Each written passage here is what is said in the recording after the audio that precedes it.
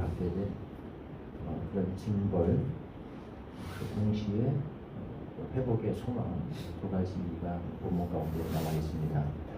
하나님께서 우리를 기본적으로 용서하신 것을 우리는 알 수 있습니다. 또 그들이 먼저 해서된 것은 아니고 하나님이 찾아와 주셨죠. 도망가고 싶은 그들을 찾아와 주셔서 계속 물어 주셨고 추궁 같지만 그들이 자백하도록 고백하도록 도와주신 거죠. 이들의 죄를 그네 그 입에서 이렇게 나오도록 하셨고, 그래서 이제 이들을 용서를 하시는 거죠. 용서를 하시고 회복의 소망을 주시는 건데, 그와 동시에 그들이 받아야 될 징벌에 대해서 이렇게 말씀해 주십니다. 이 죄의 결과가 그러니까 무엇인가라는 것을 우리는 이거 통해서 분명히 명확하게 알게 되죠. 이들이 범죄함으로 말미암아 결국 처음에 하나님의 면전에서 도망가고 숨었습니다. 오늘 마지막 구절에도 결국 에덴 동산에서 이들은 쫓겨납니다. 그래서 이것이 바로 영적 하나님으로부터의 그 분리, 영적인 죽음이라고 얘기할 수 있겠습니다. 하나님이 처음부터 명확히 그 말씀하셨어요. 이거 먹으면 어떻게 되는가? 말씀에 불순종했을 때 죽을 것이다. 너희가 성령 죽으리라라고 말씀하셨는데, 한마디로 말하면 그 죽음입니다. 이들이 어떻게 죽게 되었는가가 본문 가운데 성삼이 나타나게 되죠. 첫째로 영적인 죽음이 즉각적으로 찾아왔습니다. 어느 순간에 바로 하나님의 면전을 피하게 됐고, 하나님의 음성을 듣지 못하고 듣는 순간 두려워서 바로 숨게 되는, 에덴 동산에서 결국 추방되는 즉각적인 영적인 죽음 찾아오게 됐죠. 두 번째 죽음, 인간은 우리가 이렇게 셋으로 나눠서 이렇게 이거 설명하기도 해요. 우리 이제 신학적으로 셋보다는 둘, 인간은 육체와 영혼으로 이루어졌다. 우리는 이분법을 믿습니다만 가끔 이제 논리적으로 설명하기 위해서 셋으로 나누기도 합니다. 지정, 의 이렇게 나누는 것처럼 사실은 나눌 수 없지만 논리적 의미에서 나누는 것처럼 인간을 때로는 영과 혼과 육으로 이렇게 나누기도 하죠. 그래서 셋으로 이렇게 나눈다는 게 실제로 나눠진다는 게 아니라 논리적인 설명을 위해서 가끔 우리가 그렇게 하기도 한다는 거예요. 영적인 죽음, 혼적인 죽음이라고 이렇게 표현하기도 하는데, 하나님과의 관계에 이어서 사람과 사람 사이의 관계가 또 파괴가 되었습니다. 아담과 하와가 서로 비난하는 데서도 찾아볼 수 있고, 오늘 본문 가운데 하나님께서 이렇게 말씀하셔요.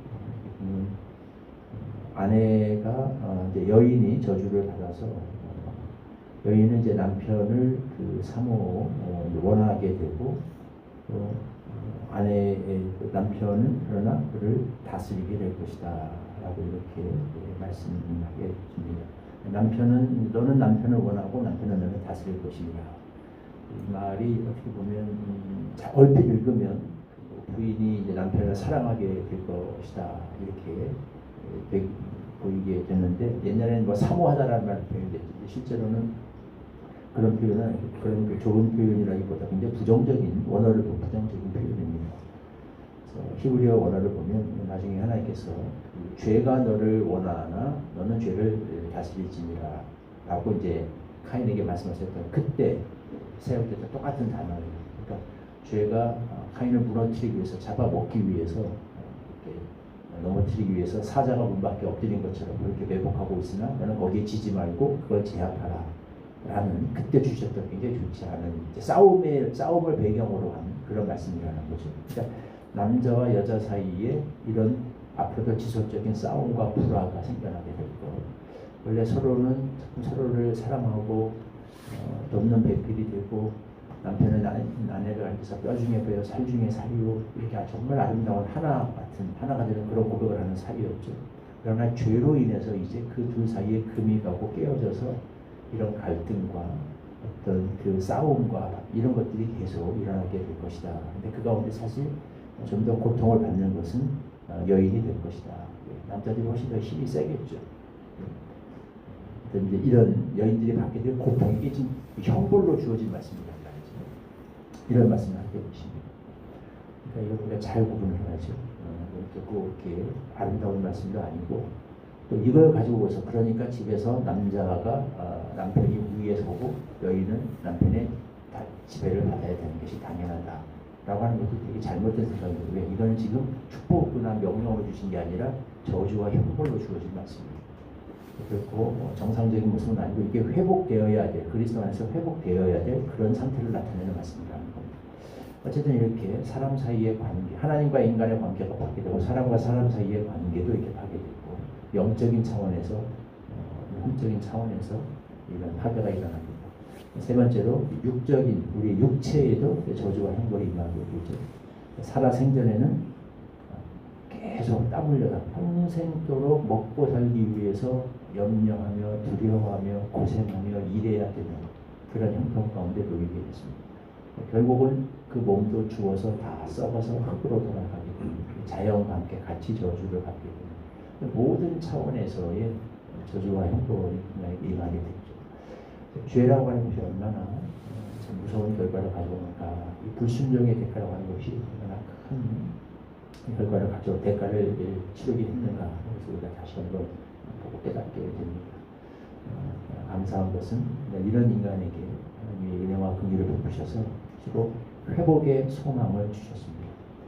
여자의 후손으로 오신 예수 그리스도를 통해서 모든 것을 다시 회복하게 하실 놀라운 은혜를 주셨고, 예수 그리스도는 여기 하나님의 마지막에 그들에게 지어 입히신 가죽옷처럼 피를 흘리실 제물이 되셔서 그 피로 생명으로 모든 죄값을 다 지불하시고 이 망가진 세 가지 차원의 구속을 다 이제 이루실 그런 분이 되시죠.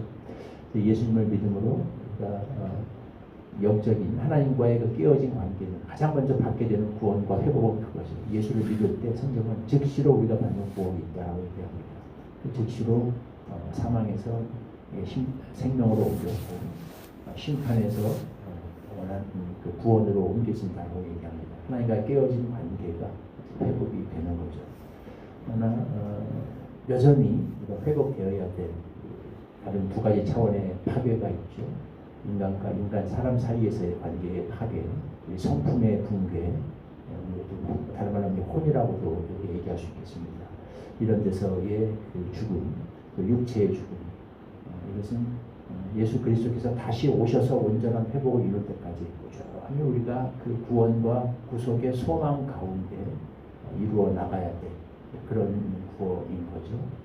성경 우리에게 이미 받은 구원과 장차 받게 될 구원과 받고 있는 구원에 대해서 이렇게 설명하기도 합니다. 우리는 어쨌든 말하고자 하는 것은 신자의 삶은 우리가 살아가는 삶은 이 중간 단계예요. 한편으로는 예수님이 오심으로 말미암아 이 영원한 저주와 형벌에서 영적인 죽음에서 벗어나서 구원을 맛보고 있지만 여전히 우리는 이 만물이 온전한 그리스도의 다시 오심으로 말미암아 회복될 때까지 하나님이 인간에게 주신 이 형벌의 상태, 어떤 징계의 상태 속에서 우리도 여전히 함께 고통받으며 우리가 여전히 구속이 필요한 존재인 것을, 죄 아래에 있는 구속이 하나님의 징계 아래에 있어서 온전한 구속이 필요한 그 구속을 간절히 기다려야 되는 그런 존재인 것을 늘 깨닫고 생각하면서 간절히 온전한 구원의 회복을 기다리며 살아가야 되는, 또 그 구원을 이루어 가야 되는 그런 상태에 있게 되는 거죠. 그래서 성경이 우리에게 한편으로는 우리는 구원받은 존재이면서도 우리는 또 구원을 이루어 가야 되고 장차 완성될 구속의 완성을 희망하고 소망하면서 살아가야 되는 그런 존재라고 선포하고 있습니다. 예수 믿고 구원받았지만 여전히 우리는 땀 흘려서 일해야 됩니다. 예수 믿고 구원받았지만 여전히 우리는 이 파괴된 관계 속에서 이 병든 성품과 성품이 만나서 거기서 벌어지는 이 갈등과 싸움 속에서 하나님의 은혜로 이 관계를 회복해 나가야 되는, 예수 믿었지만 여전히 우리도 병들고 늙고 다치기도 하고 아프기도 하고 육체의 죽음을 맛보기도 해야 되는 그런 상황에서 벗어날 수는 없어요. 그리스도 안에서 이 회복이 약속되었다. 여자의 전신 예수 그리스도께서 다시 오실 때 온전히 우리는 여기서 벗어나서 구원의 가치에 이르게 될 것이다. 그 방법을 알고 가지고 있는 사람들이죠. 그게 복음입니다. 그래서 그 복음을 가지고 소망 가운데 살아가며 여전히 이 회복의 길을 알지 못하는 영혼들에게 하나님 우리에게 주신 구원의 복음, 소망과 회복의 복음을 증거해야 될 증인으로서의 의무가 있게 되는 거죠. 예, 그런 믿음과 소망 가운데 우리가 살아갈 수 있도록 은혜 주시고 또 우리를 통하여 회복과 구원의 복음이 널리 전파되는 일을 이루어 주시기를 소망합니다. 15절 말씀 한번더 읽겠습니다. 시작. 내가 너로 여자와 원수가 되게 하고 내 후손도 여자의 후손과 원수가 되게 하리니 여자의 후손은 내 머리를 상하게 할 것이요 너는 그의 발꿈치를 상하게 할 것이니라 하시고. 하나님, 죄로 인해 영원한 저주와 형벌을 받아서 하나님과의 관계도 파괴되었고 사람과 사람 사이의 관계도 파괴되었고 자연도 다 파괴되어서 죽어서 흙으로 돌아갈 수밖에 없는 비참한 인간들에게 놀라운 구원과 회복의 소망을 주신 하나님의 은혜를 감사 찬송합니다. 우리는 여전히 이 죄로 인해 저주받는 세상에서 함께 후속을 기다리며 고통받으며 살아갈 수밖에 없는 그런 존재입니다. 우리에게 예수 그리스도로 말미암는 놀라운 구원의 길이 허락된 것이 얼마나 큰 은혜요 은총의 복음인가 다시 한번 깨닫고 감사를 드립니다.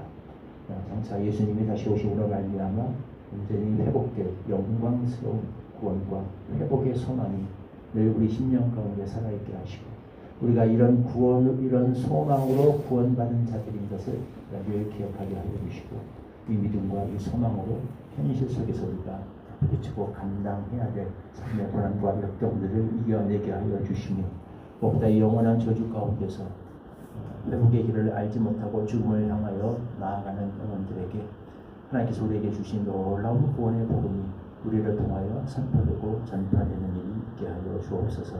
예수님의 이름으로 기도하옵나이다. 아멘. 23장 1절 보시고 주님께 주시옵소서.